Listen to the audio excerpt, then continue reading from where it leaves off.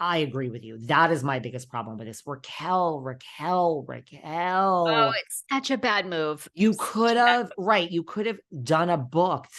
There's someone would have got a book. You could have spoken to like the Sun, Daily Mail, and gotten, even if it's $10,000. I guarantee she could have written, they would have paid $50,000, $60,000 for a tell-all, the video.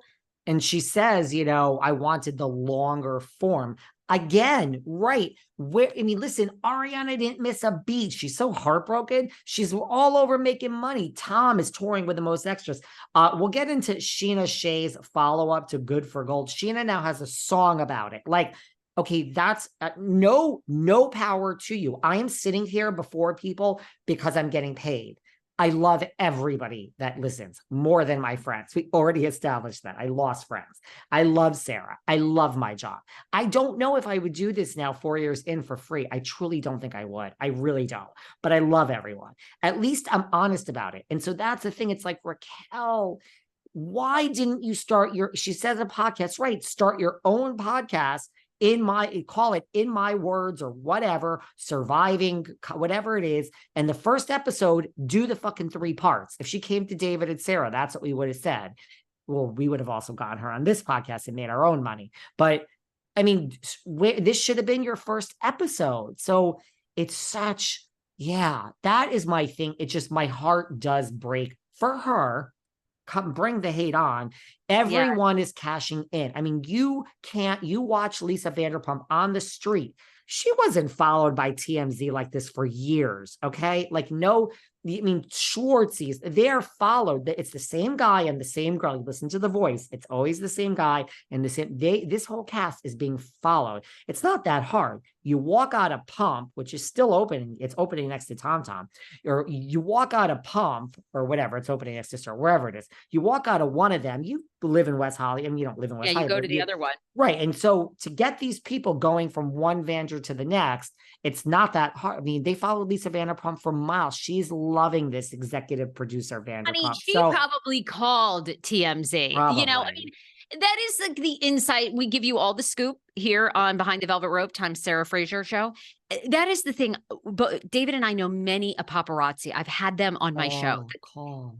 70-80% of the time, A-list, D-list, they are all calling. You think J-Lo and Ben Affleck? I mean, Sandra Bullock, one of the greatest actresses, A-list of all time. She just lost her husband to ALS, and they were living between Beverly Hills and Malibu. Okay, you think if paparazzi were really going through your trash, they wouldn't have known that? They didn't know he was sick and he was battling ALS for 3 fucking years. These celebrities call. Lisa Vanderpump has called TMZ to say, Schwartzy's out with brand new hair. Tom Sandoval will be rolling through. Darling, I'll be there at 2:00. Ask me about Rachel. Click. They're there. They get their soundbite. It's doing very well on TMZ. It helps Lisa. It advertises, sir, Pump Rules, this, that, the other thing, all within a 3-minute walk.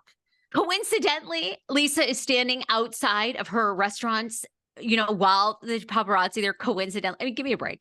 But Lisa's a genius. It's sad because, to your point, and one of the things Rachel said in the interview, oh, I saw Lala, they were all high-fiving Tom Sandoval when the cameras weren't rolling and they were all hugging him.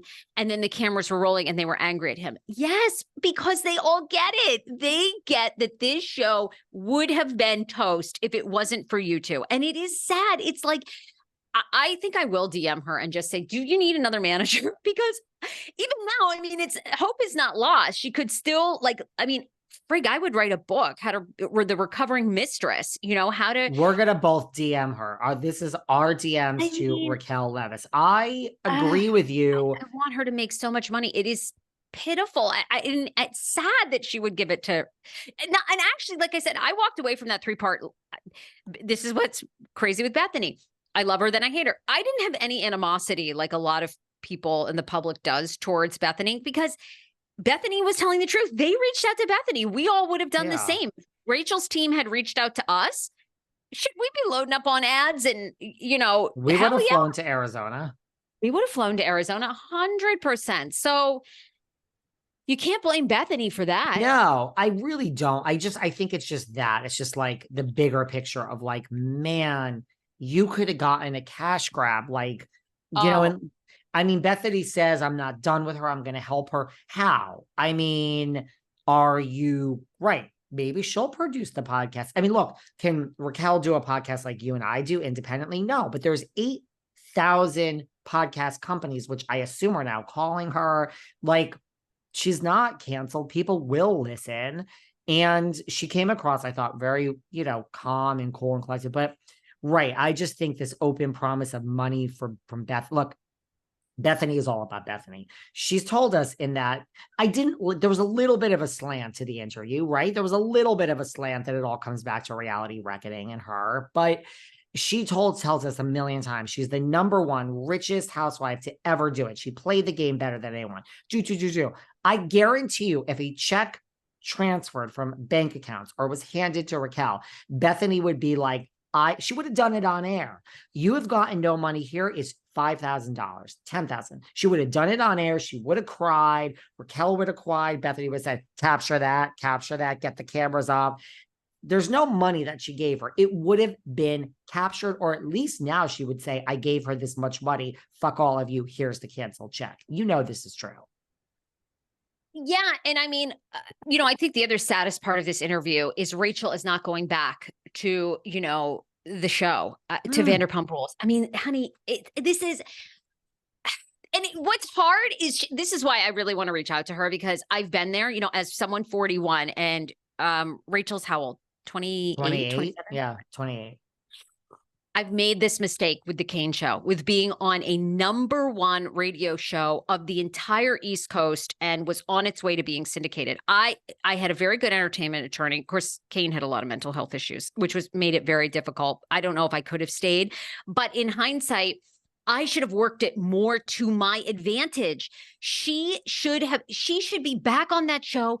And if Tom Sandoval can dig his heels in and say, I don't want that scene in there, or I'm stopping filming. She could have said, look, I'm only going to film X amount of scenes with so-and-so and so-and-so, but get yourself back on television. You're a unicorn. I'm a producer here in LA. It is so hard to get on television and stay on television. You have been given a gift. And I think that's where, to me, I hope Bethenny behind the scenes, you have to know people's motives. Bethenny doesn't want her on TV because Bethenny wants her for this reality reckoning where, if they each make $50,000 from a lawsuit, it'll be a big deal after you pay all the attorneys. Listen, she should be back on that television show, promoting the shit out of herself and look at Ariana. Somebody got to Ariana really early on. Girl, you're a woman scorned. But Ariana, she has a new book coming out called Single AF Cocktails to take on the other one. Still living with Tom Sandoval in their multi-million-dollar home out in the Valley, probably because they're going to ride out this, real estate thing that's going on because the interest rates are bananas. And then when the interest rate drops again, they're probably going to sell that house for $4 or $5 million. She's going to get even more money. She's playing it so